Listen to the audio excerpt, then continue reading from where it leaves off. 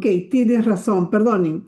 Buenas tardes con todas y todos. Para mí es un placer estar aquí presente con todos ustedes. En primer lugar, mis palabras de agradecimiento para el doctor Fernando Murillo y para mi querida, distinguida amiga y colega Dunia Terrazas por haberme convocado para compartir con ustedes las reflexiones en estos 7 años que han transcurrido desde la vigencia del cambio de la legislación civil en el Perú, habiéndose admitido por completo el derecho de las personas con discapacidad en igualdad de condiciones que los demás. No sé si me pueden permitir compartir la pantalla, por favor, Dunia, tengo habilitado. No está activado compartir pantalla porque les he preparado unas diapositivas que me Ya lo gustaría puede poder hacer, doctora. compartirlas para Ya que lo todos puede la hacer. puedan ver. Lo puede hacer ya. Ya lo puede hacer. Ya lo puede hacer, doctora Rosalía. Adelante. Ya, muy bien. Da la casualidad que un día como hoy entró en vigencia el decreto legislativo 1384, hace 7 años. Esto me tenía reflexionando acerca de significado que tienen estos 7 años, qué ha pasado, cómo nos hemos desenvuelto, los operadores jurídicos que hemos sido convocados, cuál ha sido la respuesta en la sociedad respecto a nuestra actuación, qué tanto hemos aprendido, cuánto hemos difundido, cómo hemos colaborado, cómo nos ve el Estado, cómo nos ve el Poder Judicial. Estas reflexiones no dejan de estar en mi mente y son aquellas que me han llevado a prepararles estas diapositivas que son el resumen de un estudio que he preparado especialmente para compartir con ustedes. Valga unos minutos de reflexión acerca del significado del número 7. El número 7 es utilizado en la Biblia más de 700 veces. Por supuesto, no todos los ejemplos del número 7 tienen un significado mayor, pero sin embargo, recordamos que hay repetidas veces en las que parece que Dios está comunicando la idea de la plenitud, la perfección y totalidad divina por medio del número 7. Recordemos las 7 plagas, los 7 años buenos, las 7 parejas de animales de cada tipo que tenían que ingresar al arca de Noé. Y así sucesivamente se refiere a 7 veces para demostrar que es un ciclo en donde deberíamos de llegar a una plenitud, perfección y totalidad. Creo que no hemos alcanzado estos altos valores, pero sí nos hemos aproximado. Ha sido difícil el camino de entender este cambio en la legislación civil y además en la actuación y en el ejercicio de la función de notarios y jueces. Para todos ha sido una novedad. Ninguno de los aquí presentes estudió en el Código Civil el concepto de discapacidad. Todos hemos crecido jurídicamente bajo un concepto de un binomio, capacidad versus incapacidad. Y de repente llega este nuevo concepto de la discapacidad. Como antecedentes internacionales, solo quiero mencionar que tenemos la Convención sobre los Derechos de las Personas con Discapacidad, que fue ratificado por el Perú y entró en vigencia el 3 de mayo del año 2008. Lamentablemente, desde la entrada en vigencia de esta Convención de Derechos Humanos y que de acuerdo con la Constitución ya formaba parte de la legislación peruana, por ser un convenio de derechos humanos, pues resulta ser que solo tenemos una sentencia conocida de control de convencionalidad en donde se aplica directamente la convención para resolver un tema donde participaban 2 personas esquizofrénicas que tenían, por tanto, discapacidad intelectual y que la madre había iniciado un proceso para solicitar sean declarados interdictos. En el año 2015 fue casualmente el juez Béjar, notable magistrado cusqueño, quien tuvo el coraje de aplicar esta convención directamente sin esperar la legislación regulatoria. El artículo 12 de la convención es la clave, la piedra angular que recoge el derecho que tienen las personas con discapacidad al reconocimiento de su personalidad jurídica, garantizando el ejercicio de su capacidad jurídica en igualdad de condiciones que todos los demás. La capacidad jurídica, por tanto, es un derecho reconocido a todas las personas. No es un premio al que se puede acceder si es que cumplo con determinadas características. Cuando se reconoce que es un derecho humano, quiere decir que por el solo hecho de tratarse de una persona, puede acceder al reconocimiento de su capacidad jurídica. La observación general número 1 se da en el año 2014, cuando el Comité de Seguimiento de la Convención de los Derechos de las Personas con Discapacidad se da cuenta que ningún país hasta esa fecha había adaptado su legislación a esta convención. Entonces ellos se ponen a pensar qué ha pasado, tanto entusiasmo en la etapa de crear la convención, en la etapa de aprobarla, de ratificarla por los estados, y sin embargo, ninguno logra ejecutarla. Es en ese momento en que se decide este comité, vamos a aclarar qué significa este reconocimiento de la capacidad jurídica a las personas con discapacidad. Entonces, en la observación número 1, que se las recomiendo que la tengan presente, no solo que la lean, sino que la revisen una y otra vez, tratan de explicarnos de una manera sencilla a todos los operadores jurídicos cómo es que debe de leerse este famoso artículo 12 que habla de la igualdad de los derechos de las personas con discapacidad. Define a la capacidad jurídica distinguiendo de que la capacidad jurídica incluye la capacidad de ser titular de derechos como la legitimación de actuar con respecto a estos derechos. O sea, se acaba esa división que teníamos y se habla que la capacidad jurídica es una sola y le corresponde a todos.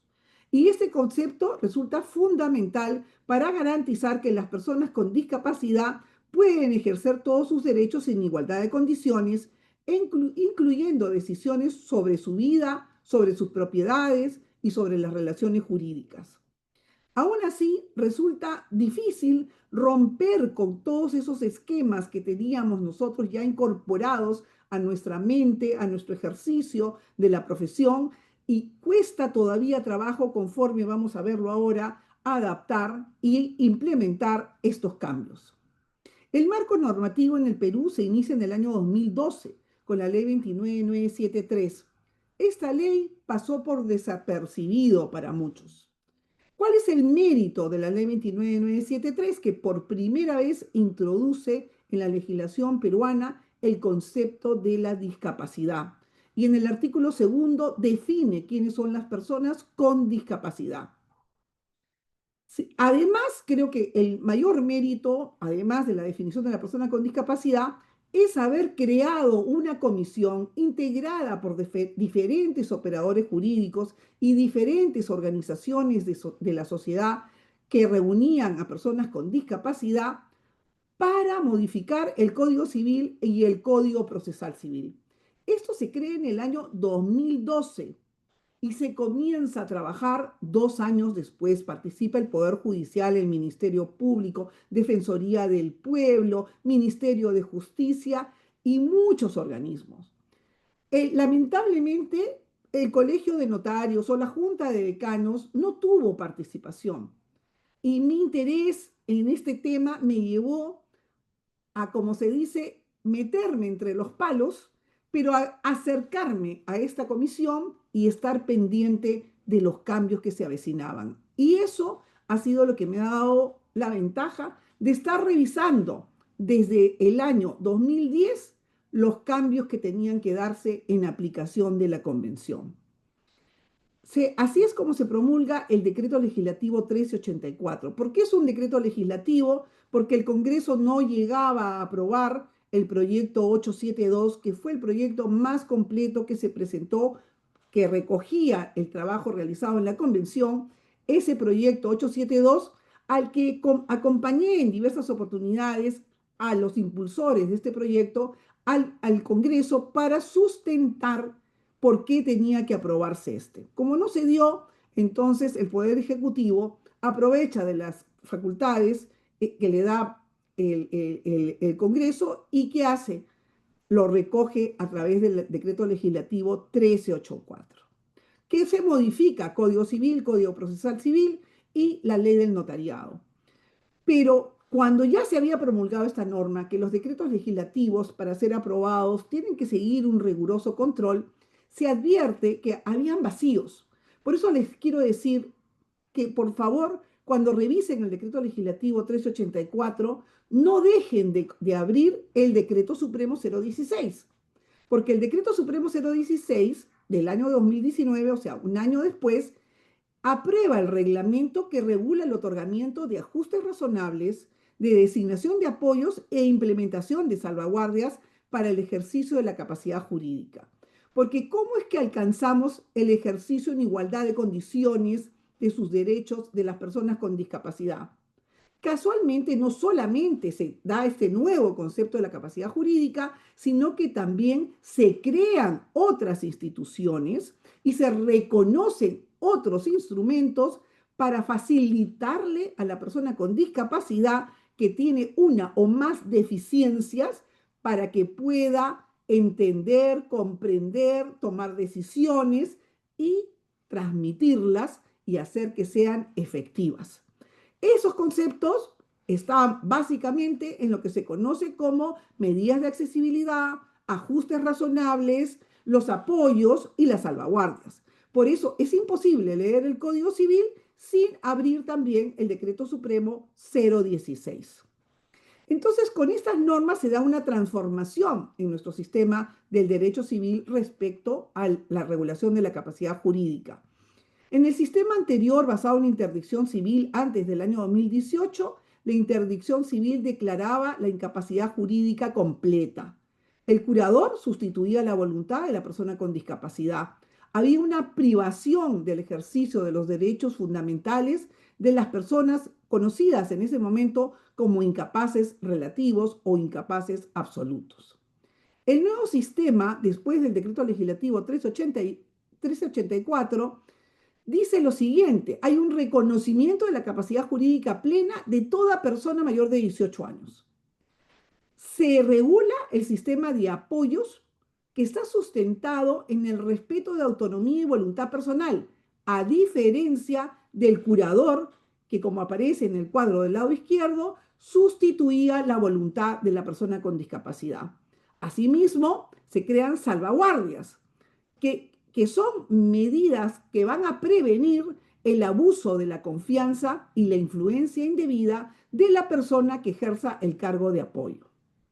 ¿Cuál ha sido el impacto de la transformación de los derechos de las personas con discapacidad? Se ha eliminado la discriminación legal por discapacidad. Todavía en los chats de los notarios yo veo que dicen el discapacitado. Esa es una forma de discriminación, porque cuando se dice el discapacitado se está refiriendo a la persona, sin aceptar que el modelo social lo que nos dice es que la discapacidad no está en la persona, no está en que la persona tenga alguna deficiencia. La discapacidad está en que esa persona, cuando intenta realizar sus actividades en la sociedad, se encuentra con barreras que se lo impiden con motivo de su discapacidad. Y entonces lo que tenemos que hacer es eliminar las barreras. ¿Quiénes? La persona con discapacidad no las va a eliminar, las va a eliminar el resto de las personas que le vamos a prestar el servicio, que le vamos a permitir que acceda al ejercicio de todos sus derechos. Entonces, no existe una persona discapacitada, porque no es inherente a la persona, es inherente a la relación con la que se encuentra en el entorno. Entonces, es en realidad una persona en situación de discapacidad. Y nosotros tenemos que hablar correctamente. Ya no hay retrasados mentales, ya no hay personas discapacitadas. Esos términos los eliminamos. Es persona con discapacidad. Se le restituye la capacidad jurídica a todas las personas que se había eliminado la capacidad jurídica a través de la interdicción y el nombramiento de un curador. Se le reconoce el acceso pleno a los derechos civiles y políticos. Y hay una armonización con estándares internacionales de derechos humanos que, por ejemplo, regulan todas las medidas de acceso, los ajustes razonables y todo lo que significaría un acto de discriminación por no permitirle a la persona con discapacidad el ejercicio de sus derechos en igualdad de condiciones. Recordemos, para que nos quede grabado, que el artículo 42, que nos hablaba en el Código Civil de la incapacidad absoluta, contemplaba en el numeral 2 y 3 lo siguiente: los que se encuentren privados de discernimiento por cualquier causa. Y 3, los sordomudos, los ciegosordos, los ciegomudos, que no puedan expresar su voluntad de manera indubitable. ¿Han dejado de existir personas que se encuentran por cualquier causa privados de discernimiento? No. ¿Han dejado de existir las personas con discapacidad sensorial, como son los sordomudos, los ciegosordos y los ciegomudos? No, no los han mandado matar. Estas personas siguen existiendo en nuestra sociedad. ¿Y por qué los han eliminado de la regulación anterior de la incapacidad absoluta? Únicamente porque son personas a las que hoy día le reconocemos los mismos derechos. Entonces, cuando tengan dudas, a esta persona le falta discernimiento, no tiene discernimiento, o esta persona es ciega y además es sorda, ¿cómo me voy a comunicar con ella? Entonces ahí tenemos que reconocer que si ya no están en el código es porque ya no son incapaces.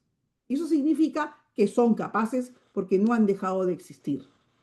En cuanto a la capacidad de ejercicio restringida, hasta el título se le ha cambiado, porque se denominaba el artículo 44, son relativamente incapaces.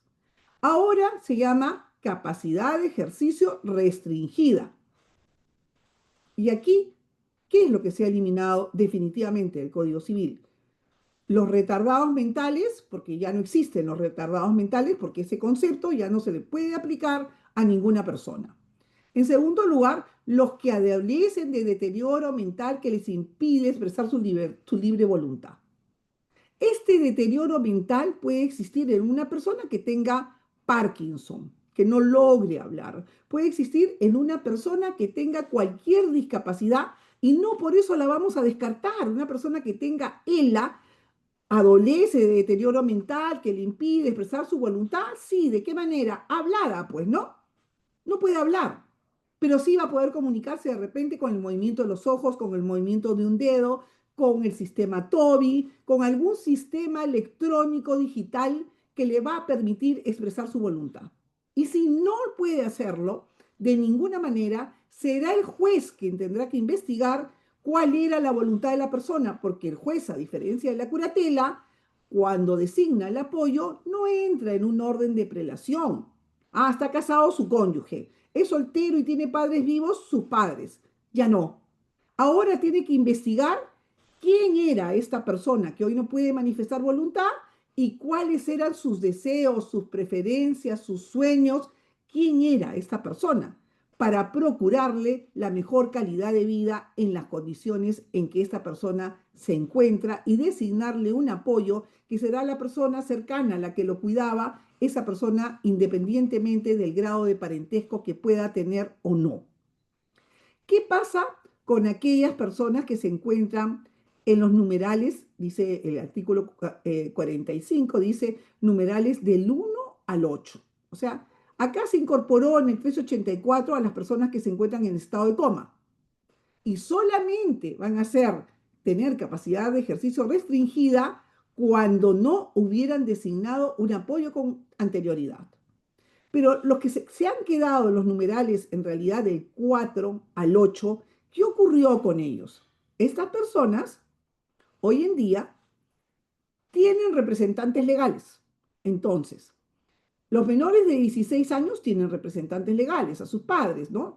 Se rige las normas de la patria potestad o de la tutela. Y en el caso de los numerales del 4 al 8, se rige las normas de la curatela. Entonces todavía vamos a tener nosotros a personas que querrán ejercer su derecho y que se encuentran bajo el régimen de la patria potestad, los menores de edad, por ejemplo, titulares de bienes o menores de edad que no tienen padres vivos y que estos van a ser representados por el tutor que se les haya designado o personas que se encuentran en la situación descrita en los numerales 4 al 8 y que tienen designado un curador. Con una excepción, cuando la persona que se encuentra en los numerales 6 y 7, acá está, 6 ebrios habituales y los toxicómanos, está dentro de las personas con capacidad de ejercicio restringida, podría tener un curador, Pero el 1384 nos dice que cuando esa persona, además de esta condición en la que se encuentra, que no está considerado como una discapacidad, esta persona sea una persona con discapacidad, vamos a suponer sensorial, o vamos a suponer que casualmente, como es un ebrio habitual, es descuidado, tuvo un accidente y perdió los brazos. Entonces, esa persona que además es una persona en situación de discapacidad, sí va a poder designar un apoyo, porque prevalece siempre cuidar la voluntad de la persona con discapacidad a través del sistema de los apoyos. La ley 29973, cuando define a la persona con discapacidad, incorpora a la discapacidad física, la sensorial, la mental o la intelectual. A veces confluyen varias, ¿no? Coinciden varias en una misma persona. Pero dice, la persona, son dos elementos. Primero, que la persona se encuentre en esa situación. Y segundo, y más importante, que al interactuar encuentra barreras actitudinales del entorno que le impiden el ejercicio de sus derechos y su inclusión plena y efectiva en la sociedad en igualdad de condiciones. El MINSA, que es el Ministerio de Salud, tiene una clasificación principal de discapacidades que quería compartir con ustedes. La discapacidad física o motora, que son alteraciones en la función corporal o ausencia de partes del cuerpo que dificultan la movilidad. Puede ser brazos, piernas, todo el tronco, todo el cuerpo. Persona, por ejemplo, que se encuentra con cuadraplegia.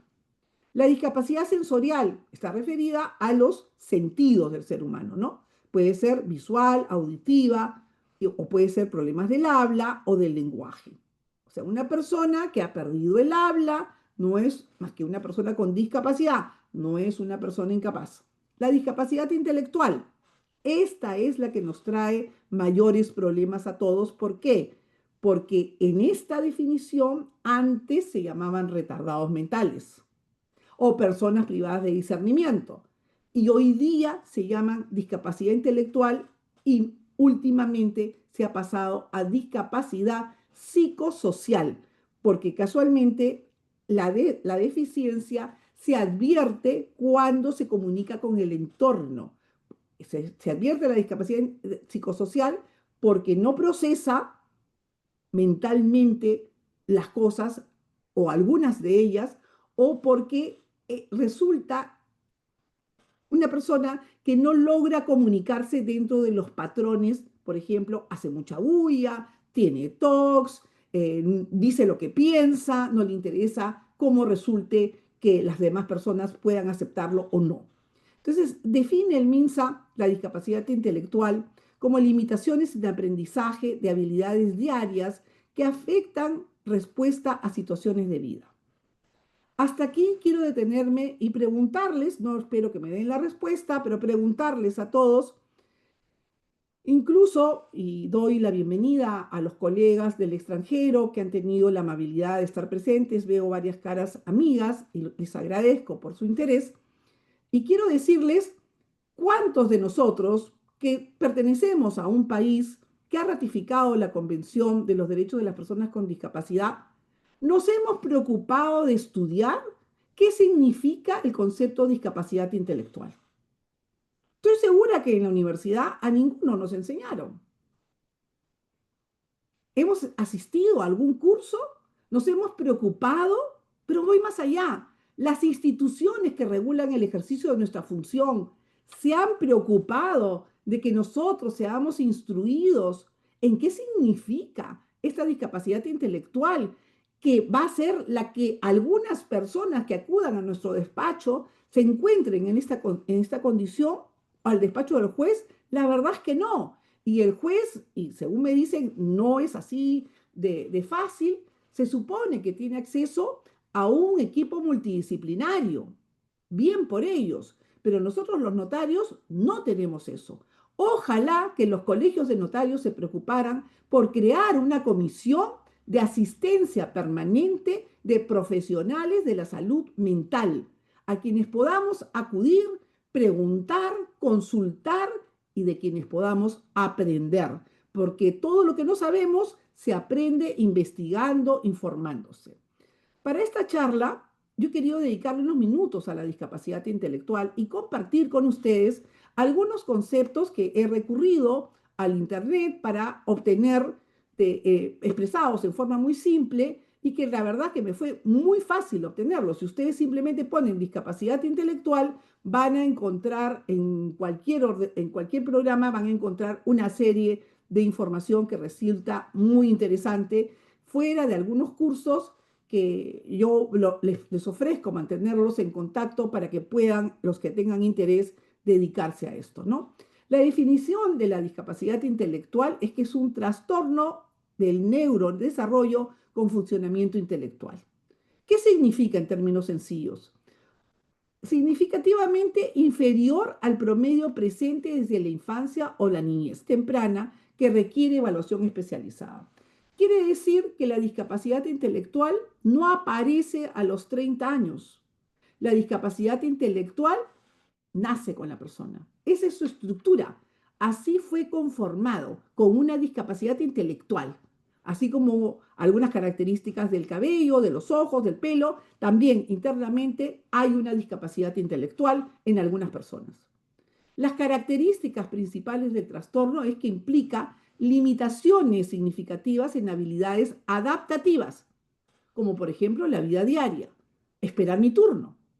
No tengo por qué ser prepotente, siempre querer, siempre que la profesora me pregunte, porque yo siempre tengo la respuesta, querer llegar yo siempre primero y si no pateo al que llegó antes que yo. En la comunicación y en las relaciones sociales, ¿no? Personas apropiadas o personas inapropiadas. Se diagnostica antes de los 18 años o de los 22, porque hasta hace poco se consideraba que la persona terminaba de estar formada a los 18 años. Hoy en día, los profesionales que investigan acerca de la salud nos dicen que el ser humano completa su desarrollo, tanto hombre como mujer, recién a partir de los 22 años, ¿no? Antiguamente, ¿cómo se conocía la discapacidad intelectual? Bajo los términos retraso mental, término hoy en desuso por estigmatizante. Los criterios de diagnóstico.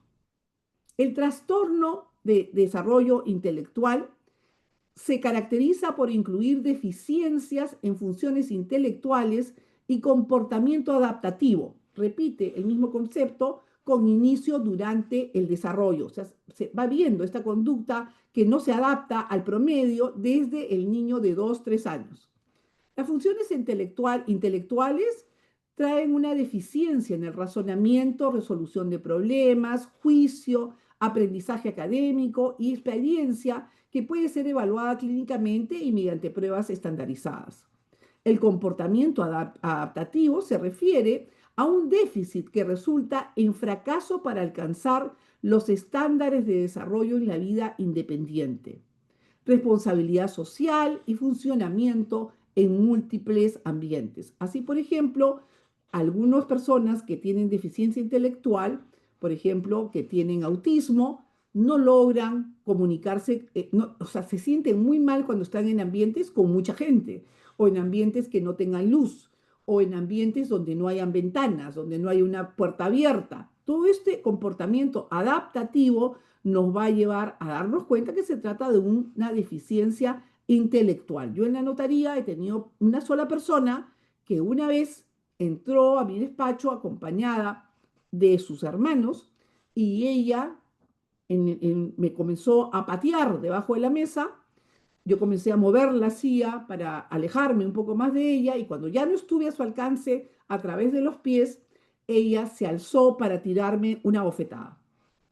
Esto es un típico comportamiento que no está adaptado a las circunstancias, al lugar, a la persona que tenía junto, con la cual se estaba entrevistando. Y todo su problema fue porque ella pensaba que su hermano era su marido y que como su hermano me estaba mirando a mí porque yo era la que estaba hablando, entonces pensaba que su hermano tenía interés en mí, ¿no? Entonces, definitivamente no logré comunicarme con esta persona porque advertí que no contaba con un mínimo de entendimiento de la situación que estaba ocurriendo.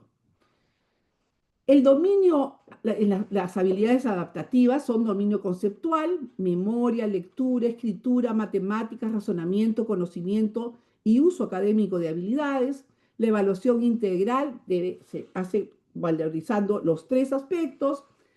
El dominio social, que es la comunicación funcional, las relaciones interpersonales, la empatía, sentir lástima por lo que está pasando otra persona, solidarizarse con su sentimiento, el juicio social y habilidades de interacción.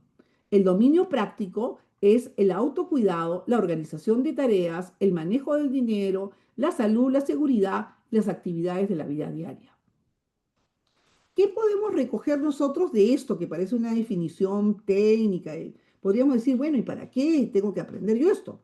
Porque si yo entrevisto a una persona con discapacidad intelectual que quiere designar a un apoyo, casualmente yo voy a tomar en cuenta estas funciones intelectuales que las tiene en deficiencia, el comportamiento adaptativo, que tiene problemas en su comportamiento adaptativo, y también voy a tomar en cuenta cómo domina todos estos conceptos que están acá, el dominio social, el dominio práctico, la evaluación integral y el dominio conceptual, para poder asignarle funciones al apoyo de acuerdo con las necesidades que tiene la persona con discapacidad. Por eso es que al final de las diapositivas vamos a ver unas recomendaciones que nos hace el CONADIS muy interesantes de cómo entrevistar a la persona con discapacidad y además cómo entrevistar a los familiares de las personas con discapacidad, porque tenemos que conocer de todo esto para que nuestra escritura pública sea una escritura pública que sea adecuada, el traje a la medida para esta persona con discapacidad que nos está visitando. Esta discapacidad intelectual leve, ¿se acuerdan que siempre dice C70? ¿Qué será C70, no? 70 es el límite, pero fíjense, si tiene 60 está bien, por eso le ponen un guión, o sea, ese medio triángulo por debajo, dice por debajo de 70, pero por debajo de 70 puede ser muchos números más. Hay 70 números antes de ese 70, nuevamente el 7, ¿no? Entonces, ¿qué es la discapacidad intelectual leve? Es cuando ese coeficiente intelectual está entre 52 y 69. Este dato nos puede servir para cuando recibamos de repente una evaluación de la capacidad de la persona o descripción de su discapacidad. Entonces, ¿cuáles son las características en la edad preescolar de las personas con este coeficiente intelectual? ¿No? Que tienen retraso en el lenguaje oral, no se puede diagnosticar hasta más tarde, o sea, no se puede diagnosticar apenas nace, ni en el primer año, ni en el segundo año. Y además es importante saber que puede desarrollar habilidades sociales y de comunicación, que a menudo esta persona pasa por desapercibida. Por ejemplo, puede ser una gran bailarina o puede ser una gran pintora, ¿no? Pero es tímida, decimos, no le gusta hablar en público porque tiene dificultades en la comunicación, pero es una persona que no le podemos pedir que nos dé un discurso porque no tiene esa habilidad. O sea, no nos podemos dejar engañar ni podemos anular a una persona porque hay aspectos en su vida en las que tiene una deficiencia, pero hay otros que los puede desarrollar perfectamente. Las habilidades en la edad escolar pueden alcanzar aproximadamente hasta sexto grado. Esto es importantísimo, porque cuando nosotros entrevistamos a la persona con discapacidad, debemos de preguntarle si ha ido al colegio y hasta qué edad estuvo en el colegio, hasta qué grado alcanzó de educación y en qué tipo de colegio fue que ella estudió, en un colegio ordinario o en un colegio adaptado para personas con discapacidad intelectual. Esta persona normalmente te debería de alcanzar el sexto grado hasta el final de su adolescencia. Efectivamente, tienen que repetir, tienen que llevar un programa más extenso y no aprueban más que cada 2 años, aprueban uno. Tienen dificultades en la lectura, en la escritura, en la matemática y socialmente son siempre inmaduros, ¿no? Pero pueden aprender habilidades sociales apropiadas. Es cuestión de quienes tienen oportunidad y quienes no tienen oportunidad. La discapacidad intelectual moderada va entre 36 y 51 de coeficiente intelectual. Nos vamos alejando del 70, que es el promedio que nos piden.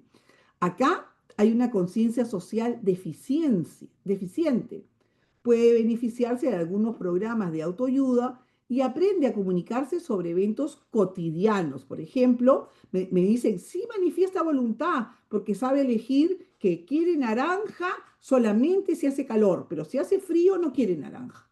Y ahí prefiere el plátano. Claro, es una manifestación de voluntad, pero para eventos cotidianos. Estas palabras debemos irlas incorporando. Para sus actividades cotidianas puede hacerlas por sí mismo, pero cuando se trata de actividades de disposición, el ejercicio de su capacidad para disponer de bienes, ahí necesita de una ayuda, ¿no? Y puede viajar solo a algunos lugares conocidos. Por ejemplo, doctora, mi hijo no pudo ir al colegio, pero cuando yo estaba en la clínica, él sabía qué micro tomar de la puerta de la casa que lo llevara a la clínica donde yo estaba. Entonces decía, morado, esto es un caso real, morado, porque tomaba el moradito, ese ómnibus que se conoce como morado, el moradito, y decía Avenida Brasil con Avenida Javier Prado. Y ahí se bajaba. Entonces, eso lo puede aprender, pero eso no significa que lo vamos a mandar de viaje para seguir un tratamiento en Ecuador. No lo va a hacer, pues si es que no va acompañado, no lo va a hacer. El apoyo requerido para las personas con discapacidad intelectual moderada necesita supervisión y orientación para la administración del dinero, lo que les decía. Hay veces en que me dicen, puede manejar dinero solo de billetes hasta 20 soles o hasta 100 incluso, ¿no? Pero no va a poder disponer de más dinero porque ya no sabe sumar y multiplicar más que hasta esta cantidad. Entonces se puede planificar tareas diarias simples. Puede hacerlo. Todos los días me levanto, me lavo los dientes, tomo desayuno, después me baño. Esas tareas simples, esas rutinas, sí las va a poder hacer. Y puede lograr un grado de autosuficiencia trabajando en un ambiente que le ofrezca el apoyo. Por eso hay personas con discapacidad intelectual moderada que trabajan en aquellos centros que les permiten ingresar a desarrollar una labor por algunos días de la semana, por algunas horas.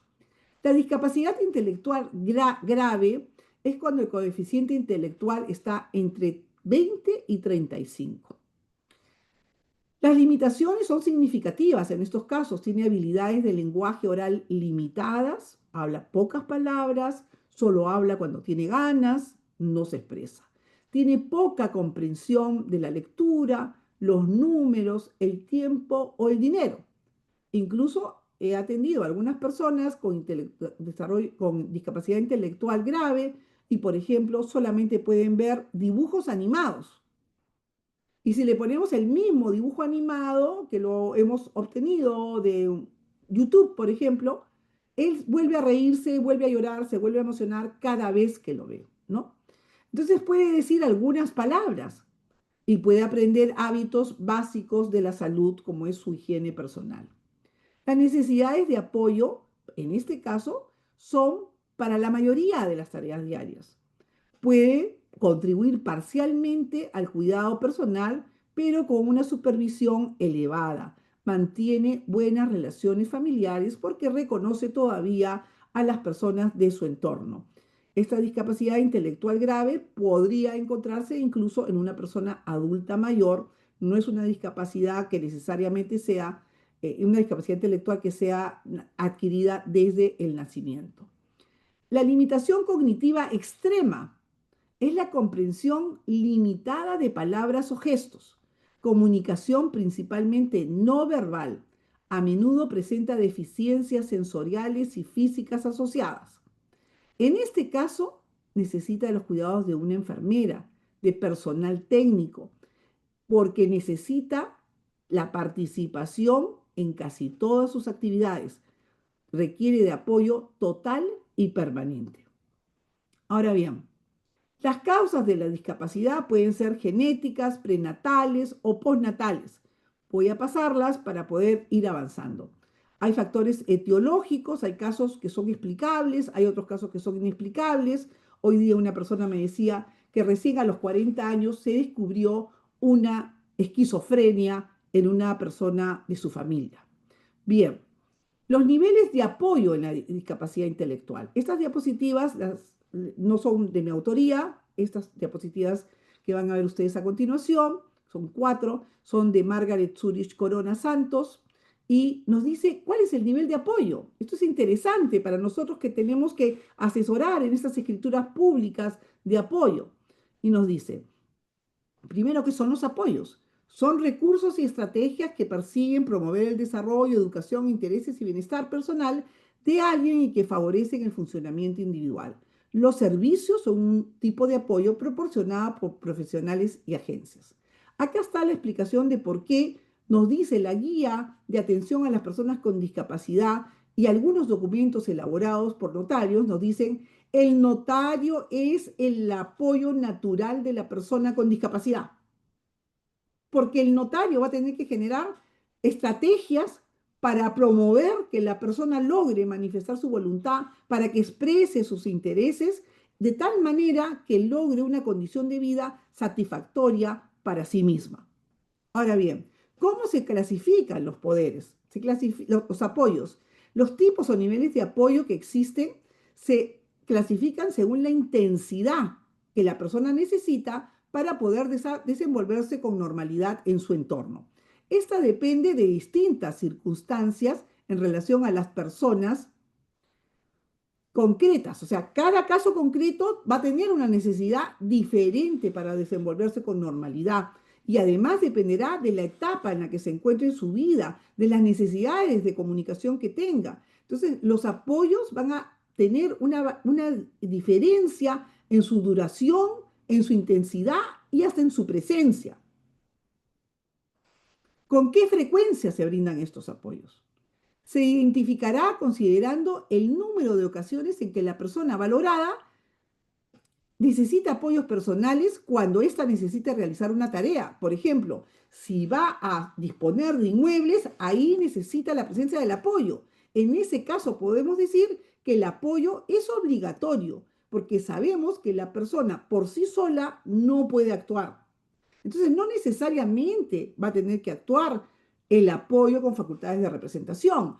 Puede actuar la propia persona con la asistencia del apoyo cuando en la designación así se haya estipulado.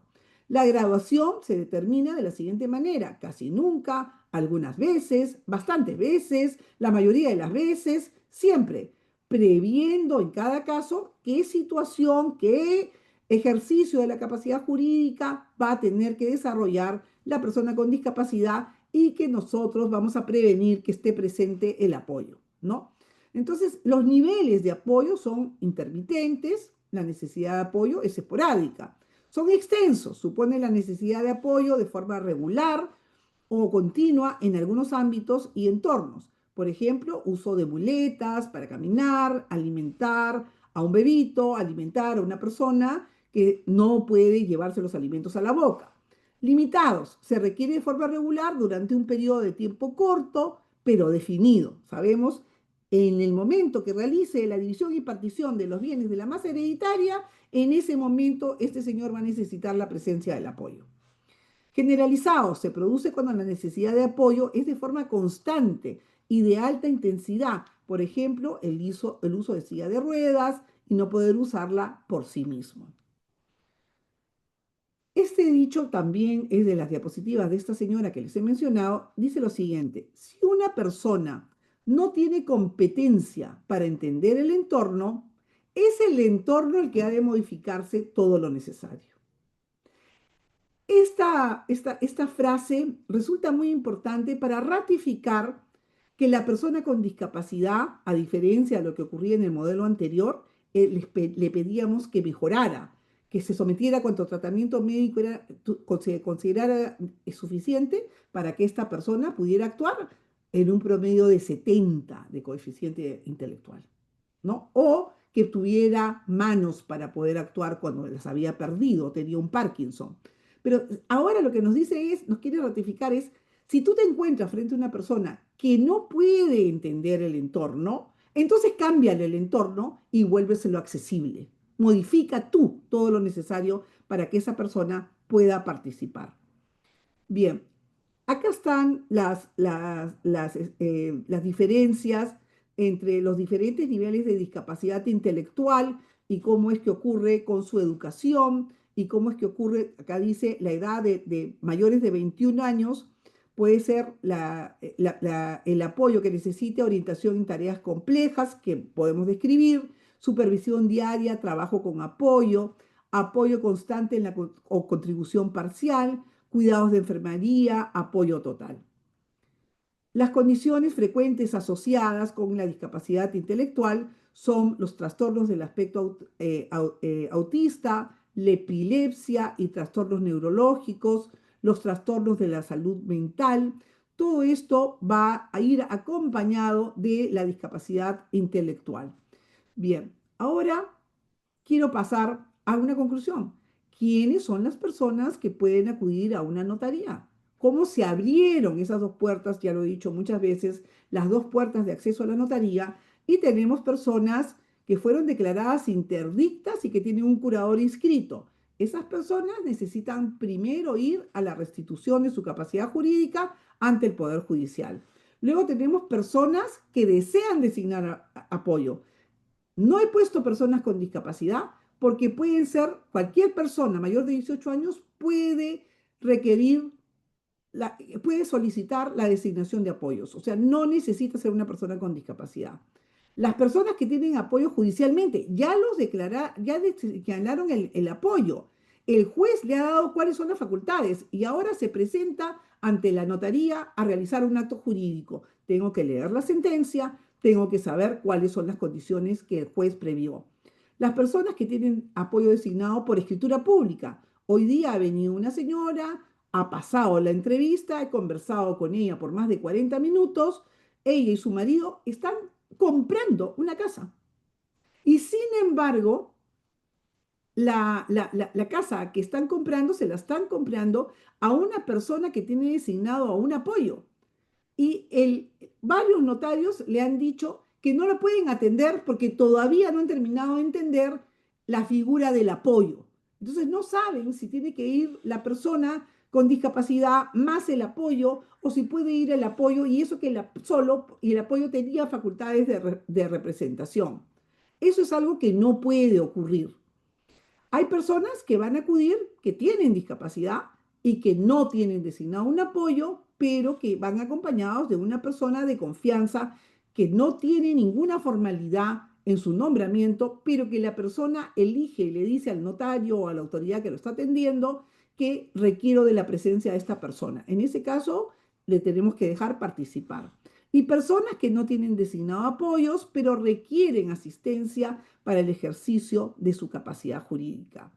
Estas personas que no tienen designado apoyos, no podemos exigirles que los designen. Estas personas podrán designar apoyos si así lo requieren y si no, las autoridades tenemos que adecuarlos y hacer tomar todas las medidas pertinentes para procurar que la persona pueda manifestar voluntad. En un informe que ha hecho el CONADIS, ha dividido los tipos de apoyo que se vienen dando como apoyo facultativo, que es el que lo hace cualquier persona ante el juez o ante el notario. También están los ebrios habituales y los toxicómanos que cuentan con certificado de discapacidad, que pueden designar apoyos. Y en todos estos casos hay el respeto a la autonomía de la persona. El apoyo excepcional es aquel que es designado judicialmente después de esfuerzos reales cuando no se obtiene la manifestación de voluntad de la persona y que puede incluir facultades de representación.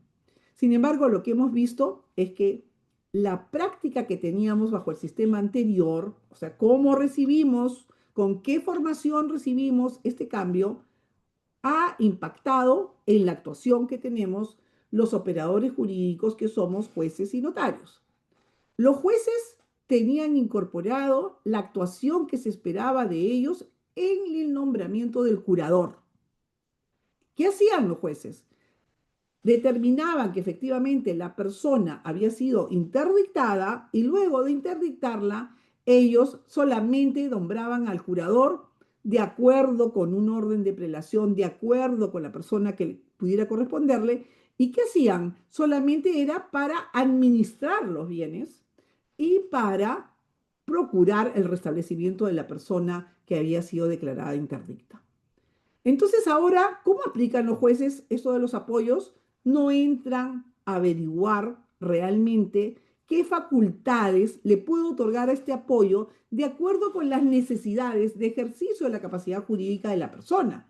Así, por ejemplo, si yo veo que esta persona no tiene padres, es una persona con discapacidad, no manifiesta voluntad y es uno de 5 herederos de diversos bienes de sus padres, entonces ya en la designación de apoyo, si yo designo al apoyo, si yo fuera jueza, diría, en previsión de que se pueda querer vender, que 4 de los 5 hermanos quieran vender el inmueble, entonces le puedo establecer ahí cuáles son las medidas de salvaguardia que han de tomarse en cuenta para la venta de los inmuebles, porque resulta obvio que van a querer venderlas, resulta obvio que va a haber una división y partición de los bienes de la masa hereditaria. Entonces, realmente lo que quiso el legislador es que tanto el juez como el notario investiguen a la persona con discapacidad.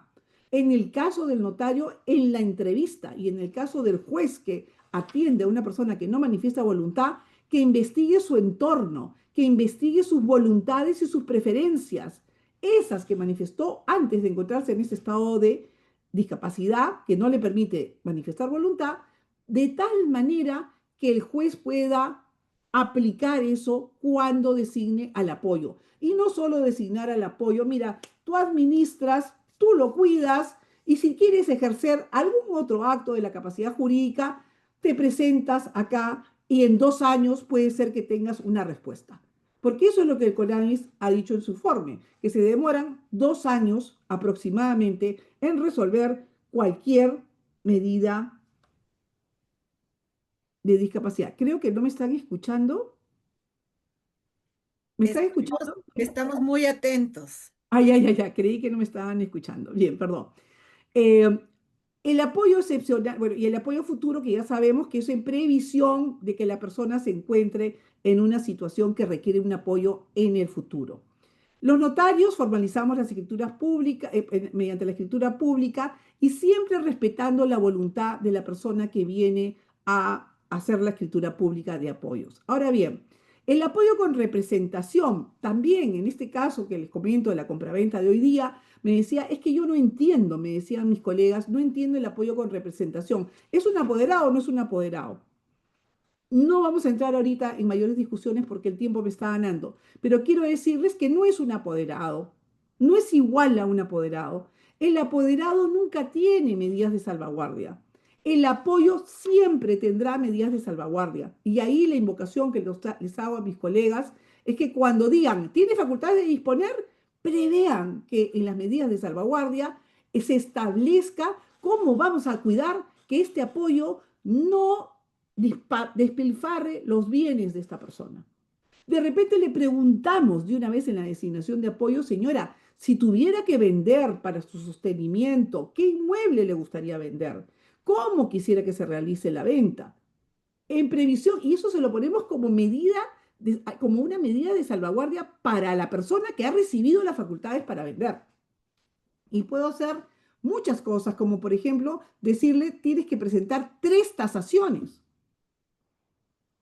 o tienes que ubicar 3 inmuebles parecidos que hayan sido vendidos en los últimos 6 meses y colocar el precio. O tiene que ser no menos de 5 veces el valor del autovalúo. O sea, hay muchas formas de cuidar que no se vendan los inmuebles. O de repente, si tengo varios inmuebles, decir, puedes comprar los inmuebles, cualquiera de las personas que yo he designado como apoyo, les doy una autorización expresa, siempre y cuando respeten mi derecho de usufructo. O sea, tengo que cuidar de la persona que ha designado el apoyo. Entonces, en este caso, las facultades de representación van a ser señaladas por el juez, que ya les digo que casi nunca lo señala, y van a ser señaladas en la escritura pública por la propia persona con discapacidad. Ya les he puesto algunos ejemplos y terminando, quiero decirles que las facultades de representación nunca se inscriben en el registro de mandatos y poderes porque no se pueden deslindar de toda la escritura pública de apoyos en donde la persona ha señalado sus voluntades, sus preferencias, sus gustos, sus sueños, lo que quiere que ocurra cuando ya no manifieste voluntad, porque la de figura del apoyo es que tiene que respetar esto. O sea que cuando reciban a una persona que tenga un apoyo, una persona que actúe como apoyo o una persona que tenga inscrito un apoyo, yo les pido que por favor revisen ese título en el cual se le nombró el apoyo. Porque eso acá es mucho esfuerzo, no, porque qué bien lo hacemos cada vez que se presenta una persona jurídica y nosotros verificamos en registros públicos que este señor que dice ser el gerente siga siendo el gerente y verificamos que tenga facultades para actuar. Entonces, mi recomendación es que siempre entren a registros públicos cuando reciban a una persona que pretenda realizar un acto jurídico ante ustedes. Entren y vean, ¿tiene apoyo? ¿Sí o no? Y si sí tiene apoyo, por favor, lean la escritura pública. Revisen por lo menos la anotación que se ha hecho de las facultades del apoyo y si pueden revisar todo el título archivado, pues será mejor y exíjanle a él que les traiga su testimonio para que ustedes puedan conocer cuáles serán las obligaciones del apoyo y que no las deje de cumplir en el acto jurídico que va a realizar con ustedes. Bien. La participación del apoyo dependerá de que lo haya dicho directamente o no. Quiero dejarles este informe de CONADIS. Este informe de CONADIS es nuevecito, del 31 de julio del año 2025. Es un informe en el cual el CONADIS ha revisado 20 escrituras públicas de diferentes notarios, todos de Lima, y porque así fue su trabajo, y 20 sentencias del Poder Judicial, llegando a sus propias conclusiones. La primera de ellas es que el notario es una persona que cumple un rol muy importante en la designación de apoyos y salvaguardas. No crean que todo es 20 sobre 20. Nos han hecho ver algunas sugerencias que podríamos mejorar en este sistema de apoyos y salvaguardias que realizamos.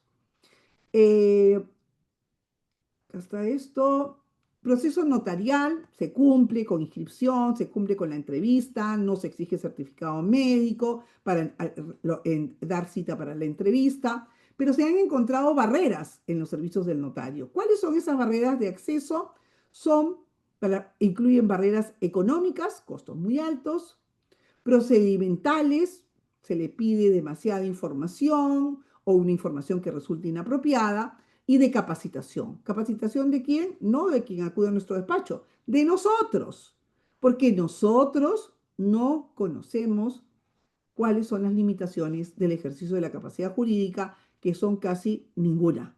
Entonces, esa parte es la que los notarios tenemos que tener una mayor capacitación en este modelo social de discapacidad y en los procedimientos específicos para garantizar el respeto de la autonomía y la voluntad de las personas con discapacidad. En los procesos judiciales encontraron, ¿no?, que efectivamente tardan en promedio 17 meses, desde la admisión de la demanda hasta la emisión de la sentencia que pone fin al proceso, y que en el 15%, ¿no?, se han demorado 2 años, más de 2 años.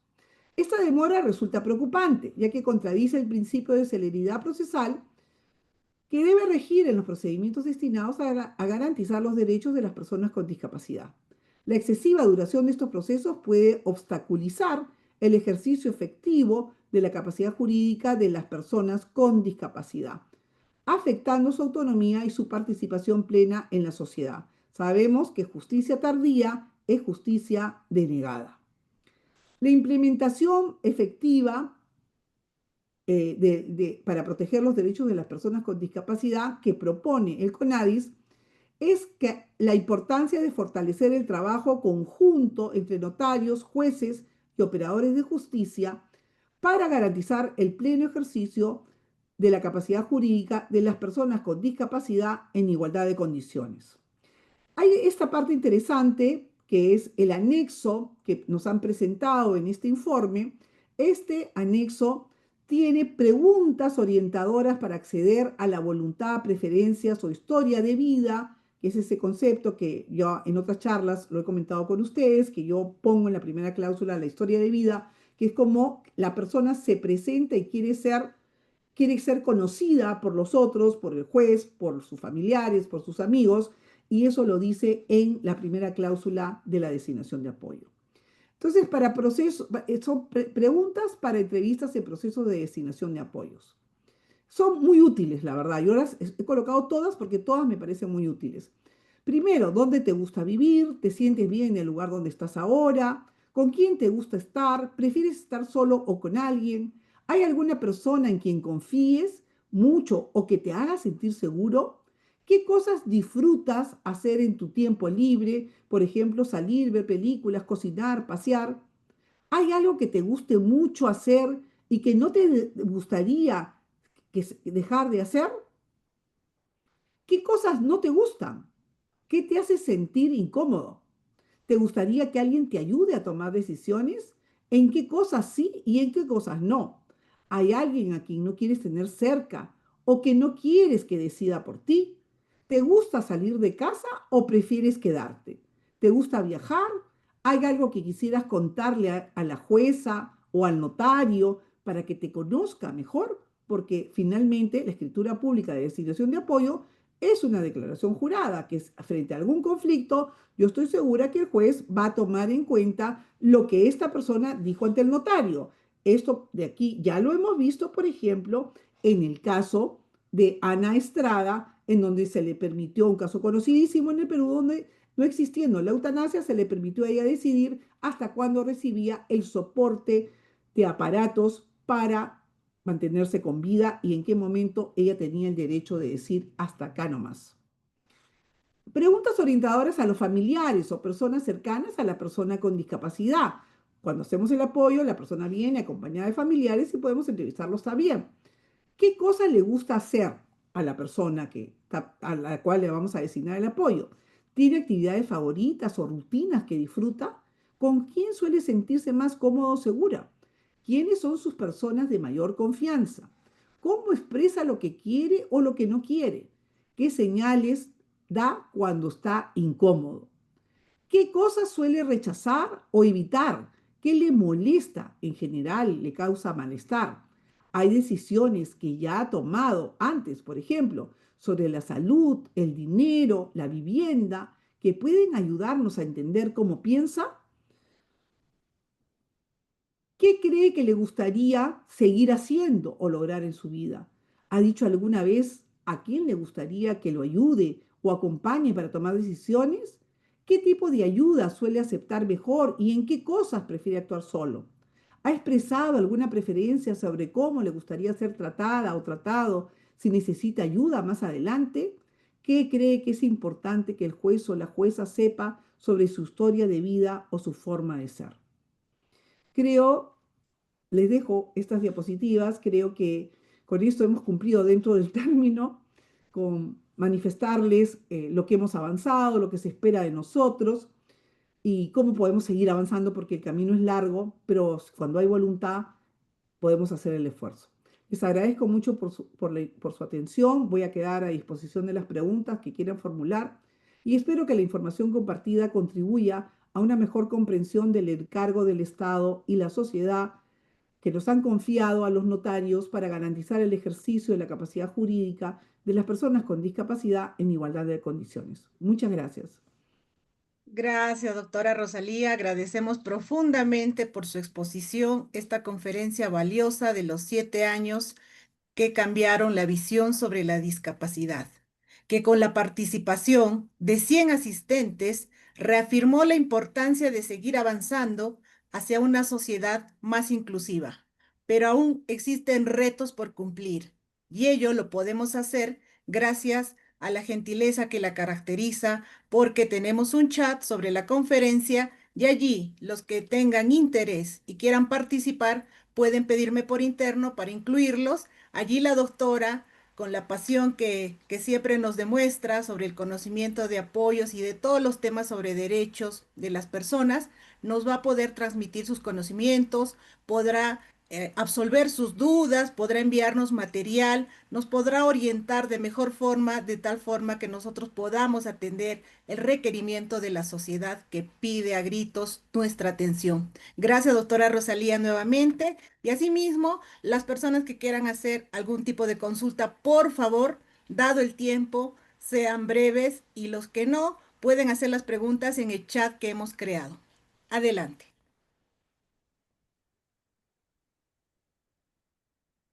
Doctora Mejía, por favor, ¿puede dejar de compartir su pantalla? Claro que sí.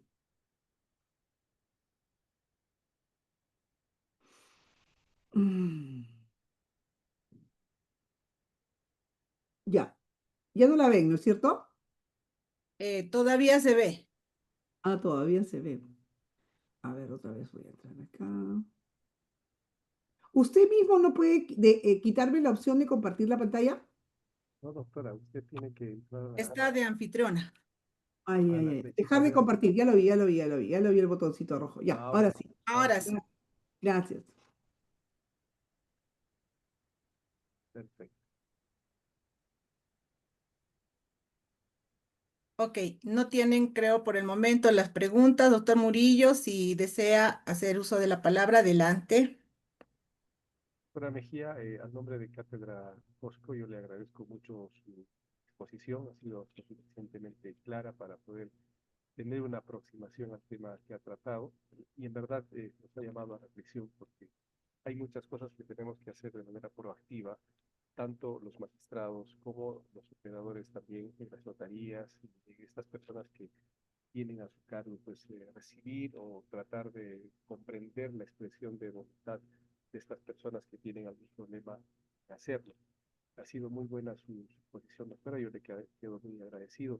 Y a nombre de Cátedra, le indico que usted en cualquier momento puede disponer de esta plataforma para exponer sus ideas, sus planteamientos. Es usted ya miembro de Cátedra Cosco y Muchas se lo gracias. agradecemos, doctora, se lo agradecemos mucho. Y bueno, quedamos siempre a la espera de una nueva exposición suya. Creo que no hay preguntas en el chat, solamente hay felicitaciones para su exposición. Hay una consulta, doctora, que voy a leer. Este, ¿Cómo deben ser entendidos los plazos para la revisión de los apoyos señalados en el Decreto Supremo 016-2019? Y la otra pregunta es, ¿cabe la posibilidad de que se señale que al fallecimiento de la persona designada como apoyo, esta pueda ser sustituida por otra?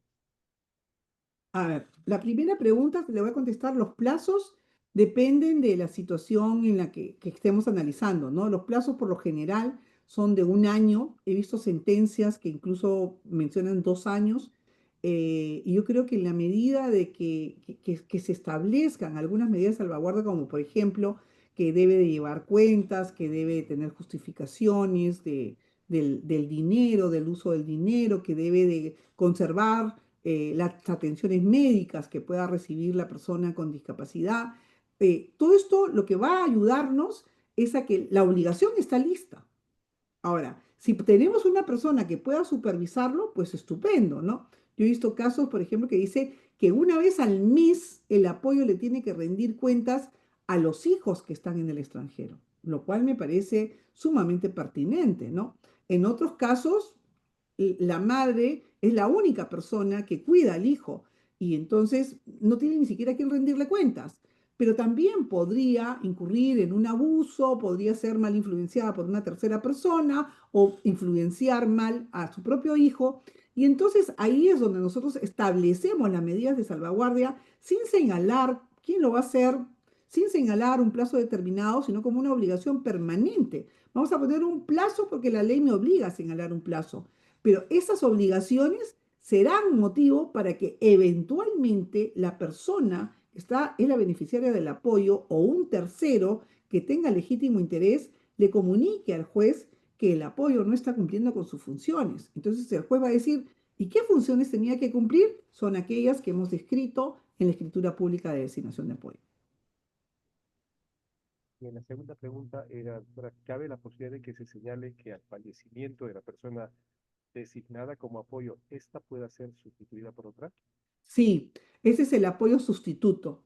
Yo puedo nombrar, en eso se parece mucho a la figura del albacea, ¿no? Yo también puedo nombrar como albacea a una persona y decir, y en caso no pudiera, porque no solamente se puede morir, sino que de repente le da un derrame cerebral y ya no puede ejercer el cargo, ¿no? Entonces puedo decir, en caso no pudiera ejercer el cargo o por fallecimiento, designo como apoyo sustituto a tal persona y así puedo designar a 3, 4, 5 apoyos.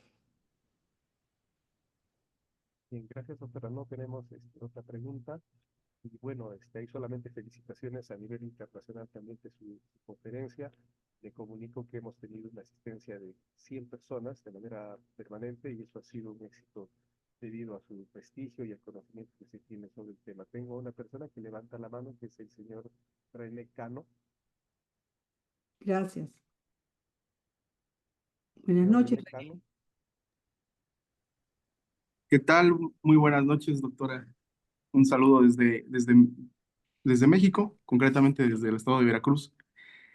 Bueno, no nos podemos ver o no me puede ver, pero mi pregunta es en relación a lo que usted comentaba sobre la historia de vida y precisamente de ese abordaje diferente que tenemos que retomar de la persona con discapacidad. Eh, en este sentido, ¿es recomendable establecerlo en la escritura, en el protocolo, o tendríamos que eh, establecerlo aparte, en una minuta? Entiendo que la regla general es que siempre vamos a actuar en el protocolo, pero en su recomendación que nos pudiera dar, ¿es pertinente hacerlo en un documento aparte y agregarlo al apéndice?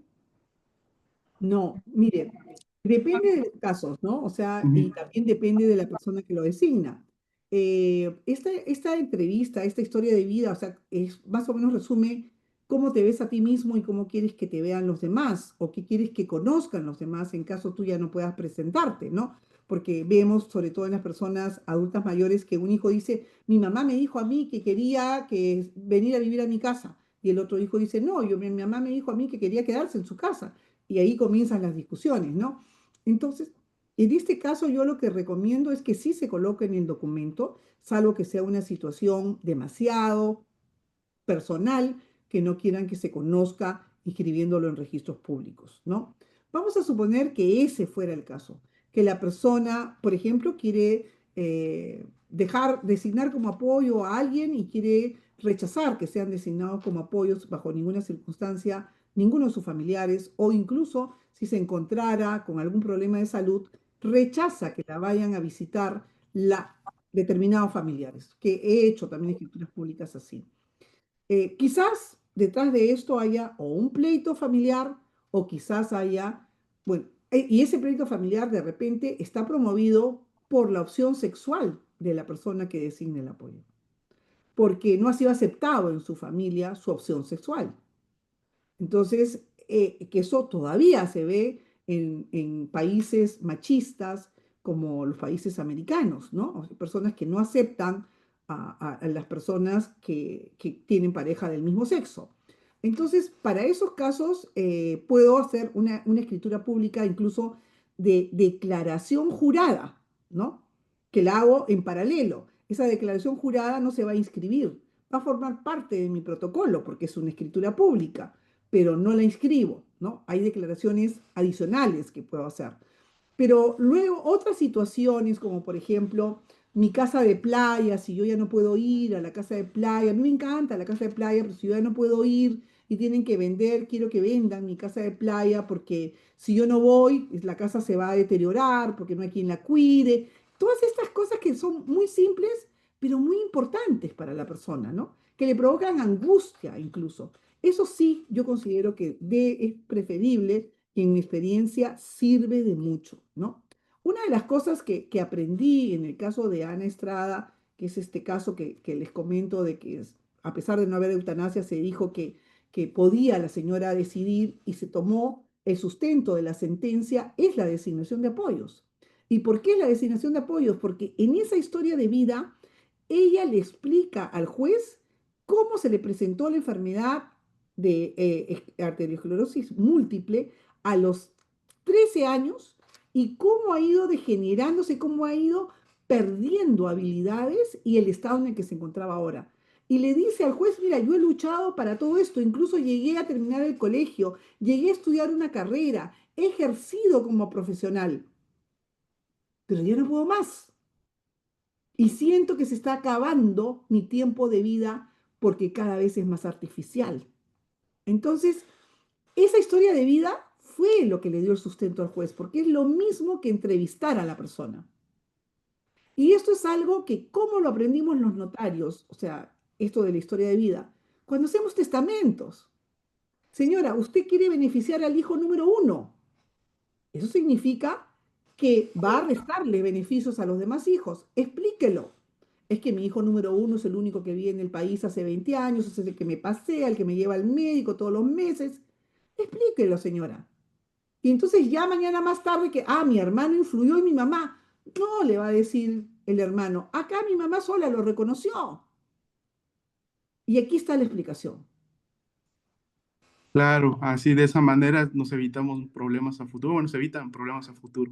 Claro, ahora, en España, que recién en el año 2021 se implementó esta modificación parecida a la que nosotros hemos tenido en Colombia, en España los notarios escucharon eso de la historia de vida, les encantó eso, y algunos lo que han hecho son actas, e incluso han llevado a actas de cada entrevista, porque no necesariamente es una sola entrevista o te llega la persona con la minuta ya confeccionada. Entonces, lo que dicen es, levanto un acta de cada entrevista y me va a ir contando, ¿no? Porque además el tiempo que le prestamos a la persona con discapacidad, si es muy largo, lo vamos a votar o vamos a producir el efecto contrario, que ya no quiera regresar donde nosotros.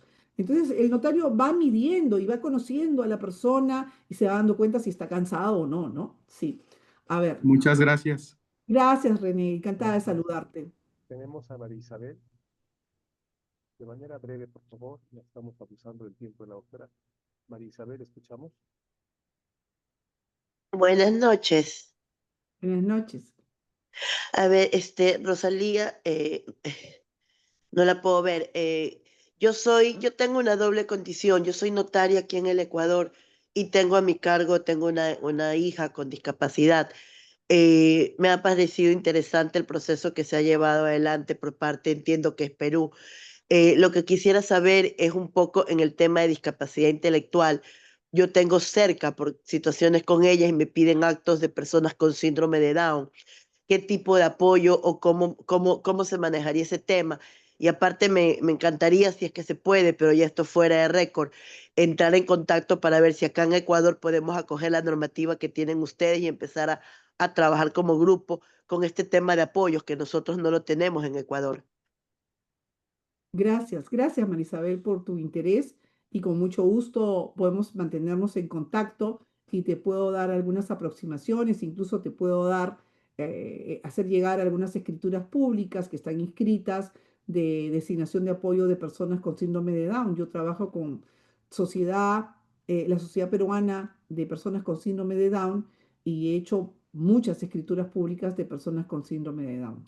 Sí, hay bastante por hacer y mantengámonos en contacto. Perfecto, Rosalía, muchísimas gracias. Encantada, Gracias. Marisa. Bien, tenemos a la persona de Ángeles. De manera breve, por favor. Sí, buenas noches, doctora. Yo soy notaria en la provincia de Montreal, en Quebec, Canadá, y me pareció bastante interesante lo que usted llama hoja de vida.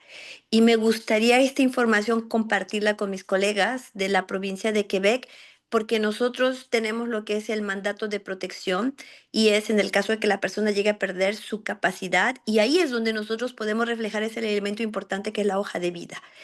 Pero no tan solo ahí, doctora, sino también tenemos la ayuda médica a morir, que es otro elemento importante que podemos poner la información de la hoja de vida. Y me gustaría tener contacto con usted para hacer llegar esta información sumamente que yo considero importante y que es innovadora con mis colegas y notarios aquí en la provincia de Quebec. No sé si usted estaría dispuesta a participar en esta idea que tengo en mente. Pero por supuesto que sí, yo lo vengo haciendo hace ya varios años, lo he hecho con colegas notarios y con jueces. La Corte Suprema de diferentes países me ha llamado para dictarles conferencias y contar sobre la experiencia peruana y con mucho gusto. Además, yo he trabajado con Christine Morín, no sé si la conoces. Ella es notaria, pero trabaja como profesora universitaria, pertenece a la Unión Internacional del Notariado y hemos formado parte con ella en la Comisión de Derechos Humanos de la Unión Internacional del Notariado. Sí, somos muy Ujú. amigas. Y también hay una notaria peruana una notaria, perdón, canadiense que vive también Ujú. en Quebec, en Montreal, me parece que vive ella, sí, en Quebec, y ella es peruana de nacimiento. Sí. Entonces, sí, así que sí, sí las conozco y por supuesto que sí me interesa compartir y además todos aprendemos de nuestras experiencias, ¿no? Por supuesto que sí. Gracias más bien por el interés. No, gracias a usted. Gracias. Presentes, doctora Mejía, le concedo el uso de la palabra para que usted se despida del público que ha tenido y de esta audiencia también cusqueña que le ha acogido en esta oportunidad. Y agradezco a la doctora Dunia Terrazas habernos contactado para esta exitosa conferencia. Yo le agradezco a usted, doctor Murillo, por sus amables palabras de incorporarme a esta asociación que también dirige y que tiene fines tan nobles como es influir en la difusión de la cultura y la difusión de temas de interés jurídico. Me siento muy honrada de que usted me incorpore en esta asociación y por supuesto vamos a tener otras oportunidades para compartir y a todos y cada uno de ustedes quiero agradecerles por la gran acogida que me ha tomado de sorpresa porque este fue un emprendimiento de mi querida amiga Dunia que con su entusiasmo se lanza, como dicen, al ruedo y yo me lancé con ella. Y la verdad es que ya yo había comentado con otros colegas que están en directivas, diciéndoles que era necesario tener este conversatorio. Y me habían dicho que quizás en febrero del próximo año, ¿no? Pero gracias a esta iniciativa, de verdad que me siento muy honrada del interés que todos han tenido y de la participación nacional e internacional que no esperaba. Muchas gracias, Dunia, eternamente agradecida contigo, eternamente agradecido con usted, doctor Murillo, y con cada uno de ustedes. Gracias. Doctora Mejía, muchísimas gracias. Gracias, Nosotros doctora. estamos agradecidos, hemos ganado bastante con su exposición. Y recuerde que usted simplemente nos dice, quiero dar una conferencia y Cátedra Cosco estará ahí para apoyarla en todo lo que corresponda. Con el apoyo de Dunia, que siempre es tan solícita para hacer estas cosas, todo va a ser exitoso. Muchísimas gracias. Un fuerte Gracias a abrazo usted. cusqueño, doctora. Que Dios la Gracias. bendiga. Gracias. Cuídese. Nos vemos. Gracias, muy Hasta amable. luego. Gracias a todos. Gracias Chao. por todos. Gracias por Gracias. todos. Nos despedimos.